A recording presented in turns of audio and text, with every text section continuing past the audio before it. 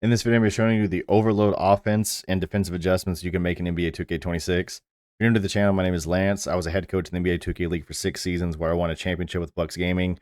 And for the last 2 seasons, I was a head coach for USA Basketball in the eFIBA competition where we won 2 back-to-back gold medals. And really what we're going to see in this film is we did a friendly kind of best of 3 series against Bass Pro. There's a lot of coaches and analysts and things that were in the NBA 2K League as well. So they're very high IQ. They understand the game really well.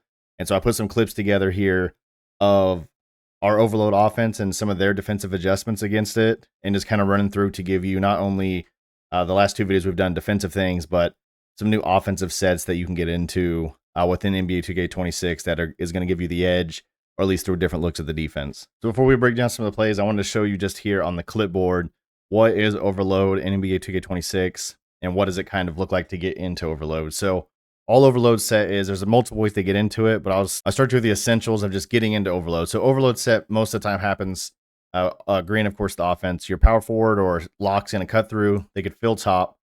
Your center's going to come around and set the screen to the corner. Now we're in an overload set. So we're overloading the entire left side of the court with our 3 offensive players. And the defense has to adjust whether it's put this player here, and now the corner has to play, this side of the screen or drop back. And now it's more of a PNR set from this side of the court, or an overload set. So there's a lot of good things you can do from overload. Really what it's designed to do is just get different angles, make these back ends play differently. And so for instance, and you'll see in the film, I just want to run through it. Most of the time, how I like to run overload is to the center corner, especially in this game with a lot of like 7'4" and things in this game. So if you have your power forward cut through and fill top, if that big chases, then I think it's a mismatch. They're going to be pulled out the paint. We have easy reads here. Most of the time, this is not what teams do. You're supposed to get an overload set really quickly. So as this player is cutting through, the guard is already supposed to be coming off this screen. And most of the time, the back end is who's going to come up and play this. And we love this matchup in 2K26. And we'll get into the film. But I just want to show you on the clipboard what that looked like. Okay, now to see the play in action, I'm going to let this play through. And then we'll come back and talk about the little things that are happening here.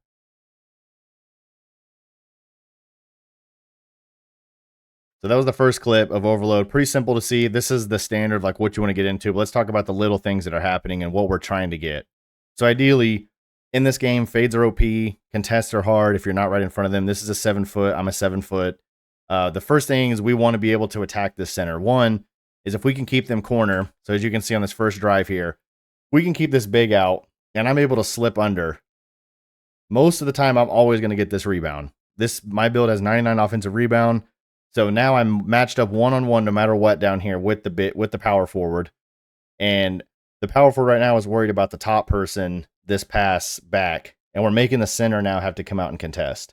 Now, the reason why this is really good, like I said, if anything is shot that's bad, majority of the time I'm going to get this rebound because we're keeping their center out of the paint and I'm in the paint. And most power forwards don't have well enough a better defensive rebound. They're smaller.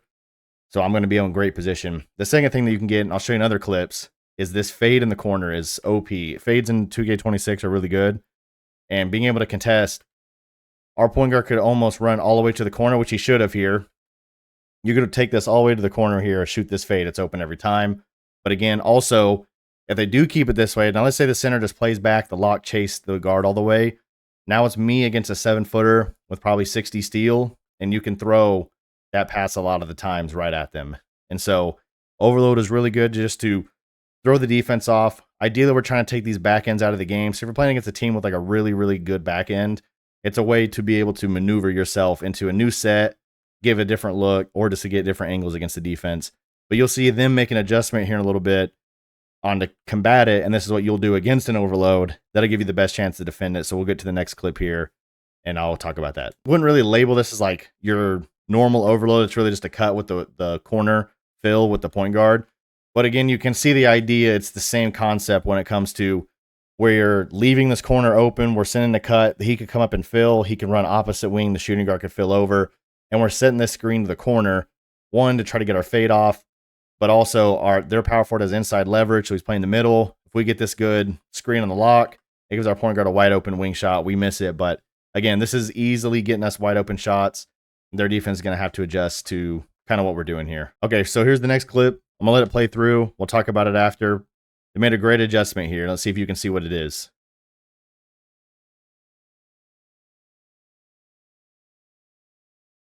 Let me know if you in the comments if you've seen the adjustment before I'm about to talk about it. So here's the one adjustment that a lot of teams do, especially at the highest level, is they don't want to leave their center in the corner with the point guard. So let's watch this.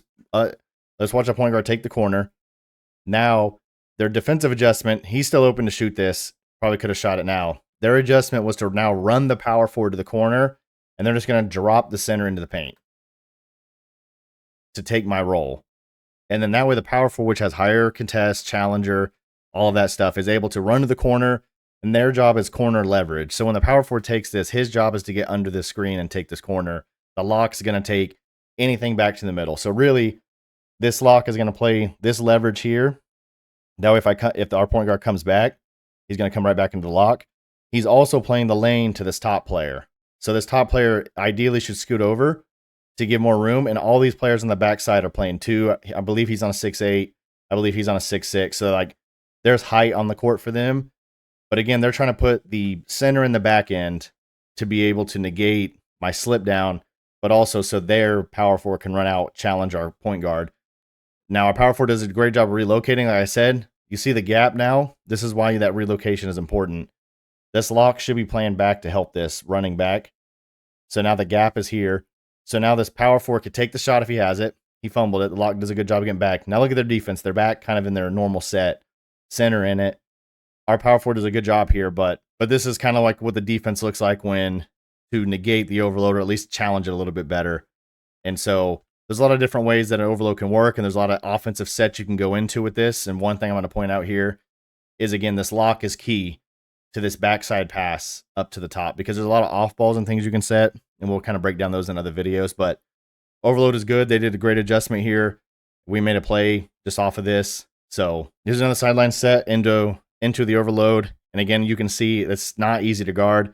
I do end up getting good leverage. I actually screen the power forward, which slows him down for his jump. We get another wide open corner. We miss it. I have to be better here. I actually like this shot almost every single time. Their center does a good job running up. He's actually running and chasing. This isn't really like exactly how you want to run the overload defense that they're running. This lock should be the one playing top leverage back, and he's taking pretty much any cut. They want to be super aggressive on the backside, but nevertheless, we get a wide open. No matter what this point guard misses, the idea also is the slip down for the center. I have to get this rebound. This is on me. I'm in absolute great position every single time to get the rebound, usually off overload, unless their center is like block to block, but that means somebody's going to be open. So I got to time this better. Their center greened it. I didn't. But again, that's why the overload also is great. It's not only just easy shots for your point guard, it's kind of brain dead shots, as you would say in 2K, but you're going to get your big in position, get a lot of offensive rebounds, get a lot of chances at the rim, but also you're still getting your shifty shooter point guard, if they're 6'2", 4, whatever, 99.3, whatever it is, to be able to take these easy moving shots in the corner, hard to contest. We should get those, make those points out of it. So here another sideline set. We're running overload, opposite center this time. So we've run everything at the center. Just to show you an idea of what overload looks like, run the opposite. At the start of this play, I try to do a good job of like trying to hide what was going on. So I run up, loop back, set the screen. We throw to our big. Their center kind of has to sit corner. I get the free board. So again, it's a lot of free rebounds off overload because look at the gap that the center has to play. Because the center knows I'm coming, I'm rolling. But their power forward is going to have corner leverage. As you can see, watch their defense, what they do. Our inbounder goes top. Their point guard is going to chase top. Their power forward goes corner leverage. Their lock is supposed to be inside leverage. They get a little confused. We still throw it. And then I'm slipping off that. So right now, the center on the right is in a position where they're going to have to make a decision to have their shooting guard help play this. If the power forward doesn't play me, which he can't because he has to play this point guard, or it's going to be one-on-one on an island, I now have the slip down. He can make the read there or just shoot the shot, and their center runs out, and then I can slip under, grab the offensive rebound, and then put it back up. So this is ideally the last clip that you've seen. I should have got the rebound and then could have taken it back up and actually got the dunk for our team. But overload has a lot of different things you can go off of. And that's it for this video on the overload offense and defense. If you're an NBA 2K player that wants to learn the game, check out the Discord in the description below. We play Pro-Am, Rec, and kind of pretty much any game mode. So if you want to join, check that out. If you're a YouTube content creator and you're tired of writing your own titles, descriptions, and tags, check out a tool in the description also called LaunchLens. Analyze your video and output all of those things automatically. And if you found this video helpful, consider subscribing, and I'll see you in the next one.